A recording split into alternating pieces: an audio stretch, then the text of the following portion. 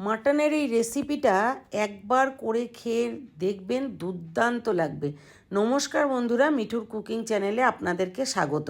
এই মটনের রেসিপিটা চলুন দেখে নিই আমি কিভাবে করেছি। 2 কেজি মতন মাটন নিয়েছি, ভালো করে ধুয়ে জল ঝরিয়ে রেখেছিলাম, একটা স্টেনারে রেখেছিলাম। এর মধ্যে স্বাদ মতো লবণ, হলুদ, জিরে গুঁড়ো 1 চামচ, ধনে গুঁড়ো 1 চামচ, লঙ্কার গুঁড়ো ছোটো চামচের 2 চামচ দিয়েছি। আর বড় পেঁয়াজ একদম কুচি করে, 2টো পেঁয়াজ কুচি করে এখানে দিয়ে দিয়েছি। দিয়ে এর মধ্যে দিয়ে দিয়েছি সর্ষের তেল, 1/4 কাপ সর্ষের তেল দিয়েছি, কাঁচা সর্ষের তেল। দিয়ে এরপরে ভালো করে হাত দিয়ে মাখতে হবে।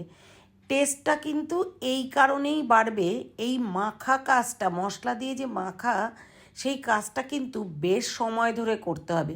2-3 মিনিট ধরে কিন্তু কন্টিনিউ এইভাবে মাখতে হবে। যতক্ষণ হাত দিয়ে খুব ভালো করে মাখবেন, টেস্টটা কিন্তু এতেই হবে, কারণ মশলাগুলো পুরোটাই মাটনের মধ্যে একেবারে ঢুকতে আর কি সাহায্য করবে এই হাত দিয়ে মাখার জন্য। তো খুব ভালো করে দেখুন, অনেকক্ষণ ধরে কিন্তু আমি এই মাটনটাকে মাখছি। ঠিক এইভাবে করেই মাটনটা মাখতে হবে। আর আমি কিন্তু ভালো করে মেখে নেওয়ার পর এর মধ্যে আরও একটু সর্ষের তেল দেবো, মানে দু টেবিল স্পুন মতন আরও কাঁচা সর্ষের তেল উপর থেকে দিয়ে দেবো। দিয়ে আমি 45 মিনিট মতন ঢাকা দিয়ে রেখেছিলাম। আপনারা চাইলে একটু বেশিও রাখতে পারেন, আবার 30 মিনিটও রাখতে পারেন। তবে যতক্ষণ রাখবেন ততক্ষণ কিন্তু ম্যারিনেটটা খুব সুন্দরভাবে হবে। মাংসটা কিন্তু দারুণ সেদ্ধ হবে, টেস্টটা অপূর্ব হবে। তো এইভাবে মাখিয়ে নিয়ে আমি ঢাকা দিয়ে রেখে দিয়েছিলাম 45 মিনিট। তারপরেই কিছু আলু এবং পেঁয়াজ এগুলো কেটে নেব। ছোট আলু নিয়েছি, যতটা লাগবে আমাদের পরিবারের ঠিক ততটাই আলু ছুরির মাথা দিয়ে ফুটো ফুটো করে নিয়েছি। দিয়ে লবণ আর হলুদ দিয়ে ভালো করে মাখিয়ে নিয়েছি, পুরো আলুর গায়ে মাখিয়ে নিয়েছি। আর ফুটো ফুটো করাতে কী হবে, আলুর মধ্যে ঝাল লবণগুলো ঢুকবে। এরপরে বড় সাইজের 3টে পেঁয়াজ কুচিয়ে নিয়েছি, 1 মুঠ মতন রসুনের কোয়া নিয়ে নিয়েছি, আর আদা নিয়েছি 1 ইঞ্চি মতন, 8-10টা মতো কাঁচা লঙ্কা নিয়ে নিয়েছি। নিয়ে এটার একটা স্মুথ পেস্ট বানিয়ে নিয়েছি। এর মধ্যে অল্প একটু জল দিয়েছি, প্রথমে একটু ঘুরিয়ে নিয়ে তারপরে জল দিয়ে একটা স্মুথ পেস্ট বানিয়ে রেখে দিয়েছি।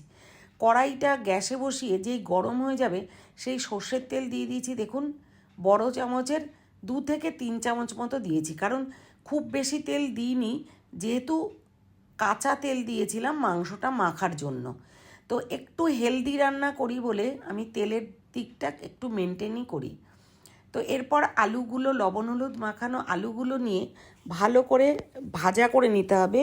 আমি কিন্তু গ্যাসটা বাড়িয়ে দিইনি, একটু মিডিয়ামে রেখে ঢাকা দিয়ে দিয়ে আলুগুলো ভাজা করেছি। তাতে কি হয়েছে, আলুগুলো একটু সফটও হয়েছে, আর খুব বেশি পোড়া পোড়া ভাজা হয়নি। এবারে সমস্ত ভাজা আলুগুলো তুলে আমি রেখে দেব। ওই তেলের মধ্যে 2টো শুকনো লঙ্কা চিড়ে তার দানাগুলোকে ফেলে নিয়েছি, আর দিয়েছি ছোটো চামচের 1 চামচ মতো গোটা ধনে আর সাজিরে, তেজপাতা, গোটা গরম মশলা, এলাচ, দারচিনি এবং লবঙ্গ দেওয়ার পরে যে কুচনো পেঁয়াজটা ছিল, সেই পেঁয়াজটা আমি ভালো করে একটু নরম করে ভেজে নিয়েছি। তো বড় পেঁয়াজ যে 3টে আমি কুচিয়ে রেখেছিলাম, তার মধ্যেও কিন্তু অর্ধেকটা পেস্ট করে নিয়েছিলাম পেঁয়াজ, আর যে অর্ধেকটা ছিল সেটা একটু নরম করে ভাজা ভাজা করে নিয়েছি। দিয়ে দানা ফেলে কেটে রাখা যে একটা বড় টমেটো নিয়েছিলাম, সেটাও নাড়াচাড়া করে ওর মধ্যে লবণ দিয়ে ঢাকা দিয়ে দিয়েছি। মিনিট খানেক ঢাকাটা রাখার পর যেই ঢাকাটা নামিয়ে দিয়েছি, অটোমেটিক কিন্তু ততক্ষণ টমেটোগুলো সেদ্ধ হয়ে গেছে। এরপর ওর মধ্যে দিয়ে দেবো 1 চামচ মতো লঙ্কার গুঁড়ো, তারপরে ওই ম্যারিনেট করে রাখা মাটনটা দিয়ে দিচ্ছি। দিয়ে ভালো করে কষতে থাকবো ঢাকা দিয়ে দিয়ে।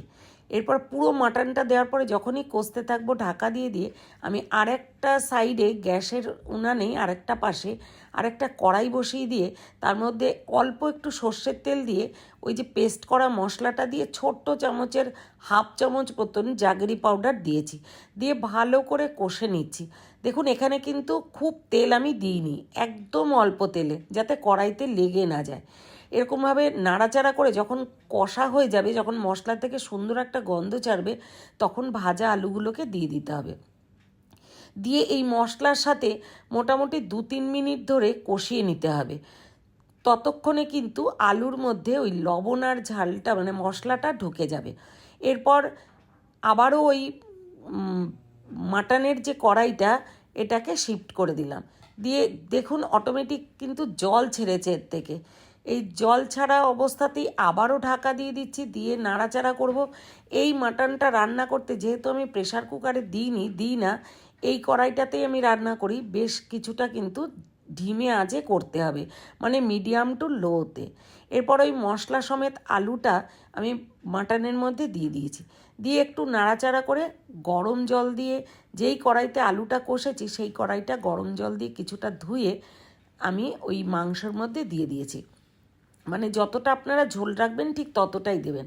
এরপর ঢাকা দিয়ে গ্যাসটাকে হাই হিট করে দিয়ে ফোটাতে দিতে হবে। মিনিট 2 ফোটানোর পরে ঢাকনাটা কিন্তু নামিয়ে দেখব যে কতটা সেদ্ধ হয়েছে। আবারও কিছুক্ষণ ফুটিয়ে নিয়ে দেখুন লিডটা যখন ঘুরবে তখন কিন্তু বুঝতে হবে যে হয়ে এসেছে। এরপরে আরও কিছুক্ষণ ফুটিয়ে নিলেই রান্নাটা প্রায় একেবারেই রেডি হয়ে যাবে। যদি আপনারা চান গ্রেভিটা আরেকটু থিক তাহলে আরেকটু ফুটিয়ে নেবেন। আমাদের কিন্তু এরকম ঝোলটা খেতেই পছন্দ করে, বিশেষ করে মাটনের, ওই জন্য এরকমই রেখেছি। উপর থেকে আমার ঘরে বানানো গরম মশলা দিয়েছি ছোটো চামচের 1 চামচ, আর গোলমরিচের গুঁড়ো দিয়েছি, দিয়ে একটুখানি ফুটিয়ে ব্যাস গ্যাসটা অফ করে ঢাকা দিয়ে রেখে দিয়েছি মিনিট 5। তারপরেই একটা সার্ভিং বলে সার্ভ করে দিয়েছি। গরম গরম শুধু এই মাটনটা হলেই ভাত খাওয়া একেবারে জমে যাবে। এখনও পর্যন্ত যারা সাবস্ক্রাইব করেনি তারা সাবস্ক্রাইব করে আমার পাশে থাকবেন, আর কেমন লাগলো জানাতে ভুলবেন না কমেন্টে। Thanks for watching.